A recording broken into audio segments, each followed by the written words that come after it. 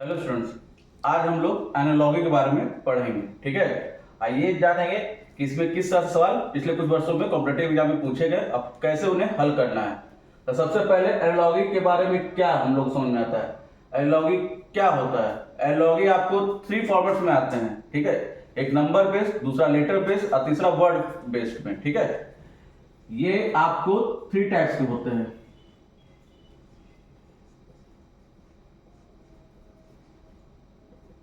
पहला है number base,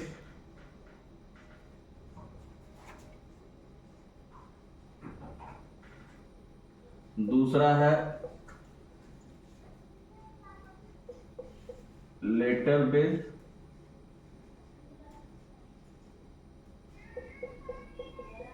और तीसरा है वर्ड बेस्ड। ठीक है, इसी थ्री टाइप से सवाल को पूछा जाता है। अब इसी 3 टाइप को अगर आपको जानना है तो आपको सबसे पहले समझना होगा कि इसका मतलब क्या होता है। अब जैसे पहला टाइप है नंबर बेस्ड, यानी आपको जितना मैथमेटिकल ऑपरेशन है वो जानने होंगे, स्क्वायर, क्यूब, ठीक है, प्लस माइनस, कौन किसके जितना जल्दी नजदीक आ सके।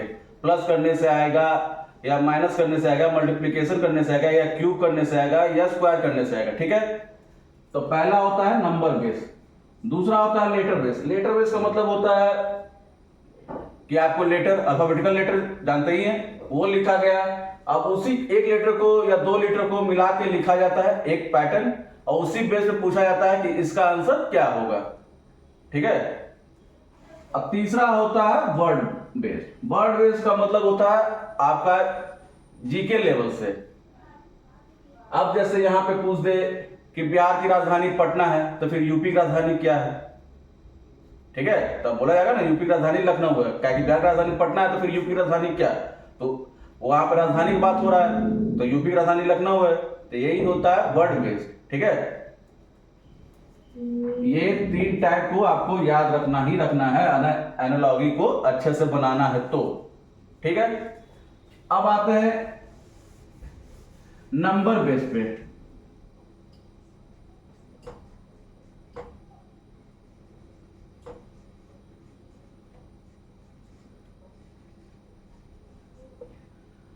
अब नंबर बेस में उदाहरण के तौर पे क्वेश्चन देखिए, एग्जांपल के तौर पे कैसे पूछते हैं। तो क्वेश्चन देखिए,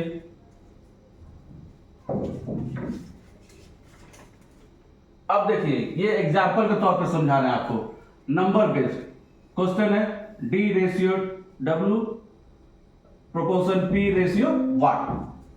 अब जो इस पैटर्न से आ रहा है वही इसी पैटर्न से ये भी आएगा। ठीक है, क्लियर है। अब हम देखेंगे डी का प्लेस वैल्यू क्या होता है अल्फाबेटिकल लेटर में। तो डी का प्लेस वैल्यू क्या है 4, और डब्ल्यू का 23। क्लियर है, इसमें से कितना डिफरेंस है +19। पी का क्या है वैल्यू 16, तो +19 यानी +35, जबकि लेटर होते 26, यानी फिर से उसको काउंट करना होगा, ए से आना होगा। 26 + 9 आई, प्लेस वैल्यू आई होता है ना।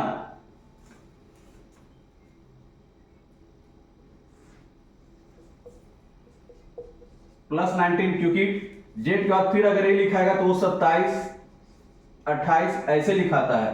ठीक है, ये बहुत रेयर चांस में आते हैं, ज्यादातर सवाल ये कमीशन पे आते हैं। कमीशन ये सब एग्जाम में आपको नहीं पूछा जाएगा। तो यानी 16 + 19 35 ऐसे भी हट गया, पैटर्न नहीं आ रहा है क्योंकि लेटर ही 26 होते हैं। तो अब हमको देखना होगा दूसरे पैटर्न के हिसाब से। अब आप देख रहे हैं डी, तो डी का अपोजिट क्या होता है डब्ल्यू होता है ना, पढ़ाया गया था, याद कीजिए, कोडिंग डिकोडिंग बताया गया था। डी का अपोजिट डब्ल्यू, ये पैटर्न तो मिल गया। तो फिर पी का अपोजिट क्या होगा के। ठीक है, ये पैटर्न मिल गया यानी अपोजिट है, यानी ऑप्शन ए आपका राइट आंसर है। क्लियर है, बस पैटर्न को समझना है, उसे पकड़ना है, और फिर उसी हिसाब से पैटर्न को पकड़ के उसी हिसाब से जो सवाल पूछा गया उसको हल करना है। ठीक है, अब एक क्वेश्चन और देख लीजिए एग्जांपल के तौर पे। अब देखिए, अब यहां पे है फिट 35 हिट तो क्या। ठीक है, क्लियर है। अब आप देखेंगे नंबर है तो यानी नंबर का ही खेल होगा, यानी प्लेस वैल्यू हमको चलना होगा। एफ की प्लेस वैल्यू क्या है 6, आई का 9, टी का 20।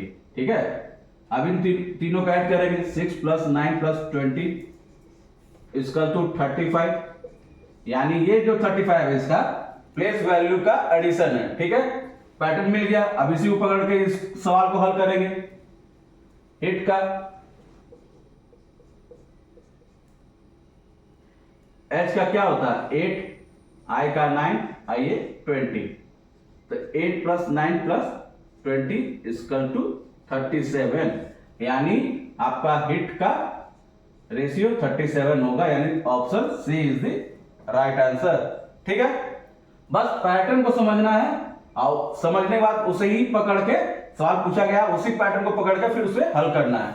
ये था नंबर बेस्ड पे।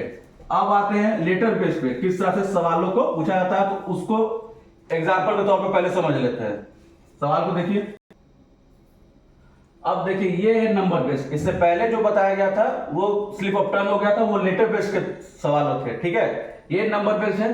अब देखिए यहाँ पे क्या बोला जा रहा है, एग्जांपल के तौर पे समझिए। पहला letter 4 proportion 8, sorry ratio 8 proportion 1, फिर क्या नेक्स्ट क्या होगा। अब आप देखेंगे कहेंगे सर 2 का स्क्वायर 4 होता है, तो 2 का क्यूब 8 होता है। ठीक है, एक ये पैटर्न तो होगा ही होगा, क्लियर है आपका। तो आप कहेंगे कि सर 1 का स्क्वायर 1, अब 1 का क्यूब 1, तब यहाँ पे ऑप्शन भी चलना होगा। आप देख रहे हैं ऑप्शन ए, यानी 1 आंसर आपका आएगा, यानी option A is the right answer. अब आप ऐसे भी कहेंगे सर 4 का स्क्वायर 8 होता है, सॉरी 4 × 2 8 होता है, तो 1 × 2, लेकिन जब 2 ऑप्शन में ही नहीं है तो आप 2 लिखेंगे नहीं, यानी यही पैटर्न आपका चलेगा। ठीक है, तो ये आपको बहुत ही बारीकी से चेक करना होगा ऑप्शन में मेरा क्या है, उसी के हिसाब से चलना होगा। ठीक है, तो ये option A is the right answer. अब एक और एग्जांपल के तौर पे समझिए सवाल को कैसे होते हैं। अब देखिए इस सवाल को, अब यहां पे लिख रहा है 123 रेशियो 321 प्रोपोर्शन 471, नेक्स्ट क्या। ठीक है, अब आप देखेंगे ये जो 1 2 3 है, यहां पे लिखा हुआ 3 2 1, ये देख रहे हैं कि नंबर को सिर्फ लेफ्ट से राइट और राइट से लेफ्ट किया गया है। ठीक है, 1 2 3, यहां पे देख रहे हैं सबसे पहले लास्ट वाले को लिखा गया, फिर 2 फिर 1, ऐसे ही आया ना, सबसे पहले ये लिखा गया। तो यानी यहां पे जो मेरा है 471, ठीक है 471 यही है ना। अब मेरा लास्ट में क्या है 1, यानी सबसे पहले लास्ट वाले को लिखना है 1, दूसरा 7 और तीसरा 4, यानी option B is the right answer, क्या कि 174 आंसर आएगा। ठीक है, इसी तरह से आपको समझना है और बनाना है। अब आते हैं वर्ड बेस्ड क्वेश्चन पे कि उसमें किस तरह से पूछे जाते हैं सवालों को। तो पहले उसको समझ लेते हैं कैसे पूछे जाते हैं, तो पहले देख लेते हैं। अब देखिए वर्ड बेस्ड पे कैसे सवाल आते हैं। पहला सवाल है एग्जांपल के तौर पे, आप समझना होगा एग्जांपल के तौर पे। यहां पूछ रहा बांग्लादेश रेशियो टका प्रोपोर्शन इराक रेशियो व्हाट। अब आप यहां पे देख रहे हैं बांग्लादेश कंट्री का नाम है, तो टका क्या है पहले ये समझना होगा। टका क्या है, क्या वो राजधानी है, क्या वो वहां की करेंसी है, क्या है, पहले ये समझेंगे तभी तो पता चलेगा कि किस पैटर्न पे है। तो टका बांग्लादेश की करेंसी है। ठीक है, पैटर्न समझ में आ गया, यानी करेंसी रिलेटेड है। तो इराक की करेंसी क्या है ये आपको जानना है। इराक की करेंसी होती है दिनार। ठीक है, इराक का करेंसी दिनार होता है, यानी option A is the right answer. ठीक है, अब आते हैं एक और क्वेश्चन को, उसको देख के समझिए कैसे सवाल आते हैं। अब देखिए सवाल को, यहां पे Uttar Pradesh ratio Lucknow proportion Meghalaya ratio क्या है। अब यहां पे समझना है कि लखनऊ उत्तर प्रदेश का क्या है। तो जाहिर सी बात है लखनऊ उत्तर प्रदेश की राजधानी है, पैटर्न मिल गया। यानी मेघालय की भी राजधानी बताना है, तो मेघालय की राजधानी क्या है? शिलोंग, यानी option B is the right answer. ठीक है, इसी प्रकार से सवाल आते हैं एग्जाम में, और इसी तरह बेसिक को समझ के उसको प्रैक्टिस करके ज्यादा से ज्यादा प्रैक्टिस करेंगे और तभी उसे जल्द से जल्द सॉल्व करेंगे। अगले क्लास में हम लोग वैसे सवालों को हल करेंगे जो पिछले कुछ वर्षों में एग्जाम में पूछे गए हैं। ठीक है, थैंक यू।